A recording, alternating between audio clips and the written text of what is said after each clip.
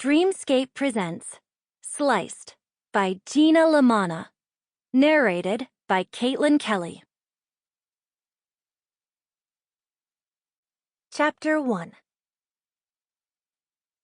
I pushed a pair of sunglasses higher onto my nose, glanced at myself in the mirror, and groaned. Sunglasses had never really been my thing. My mother used to say they made me look like a bug.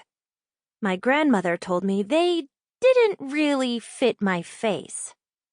Anthony lovingly stated that he preferred to see my eyes, but we both knew he was lying. Then again, I hadn't bought these oversized shades because they made me look trendy.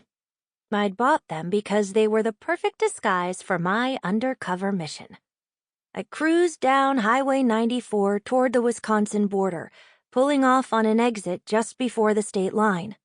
Cruising down the ramp in my brand-new mom van, I caught sight of a weathered sign with the name Sugarloaf Shores printed in whimsical lettering on an old wooden 2x4.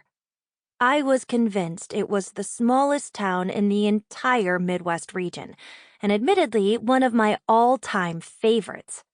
All thanks to the best cake shop in the world. I parked the car outside of the Sugarloaf, a cottage that looked like it popped straight out of Hansel and Gretel. It had been constructed of large stones with a quaint white picket fence around the outside. The roof was a cute thatched thing that accented the gingerbread-like nature of the shop. Scarecrows lined the walkway to the front door, and crinkly cornstalks stood tall, strapped against the front porch. Dried tomato vines climbed over the garden fence, dripping with the very last round of produce. Fall mums bloomed in chunky window boxes, accented by the dotting of a personal-sized pumpkin patch in the gardens out back. I eased inside the shop, hugged by the warm scent of baking pies and chocolate cake and harvest-scented candles. I sized up the festive decor, carefully closing the door behind me as a bell tinkled to let everyone know I had arrived.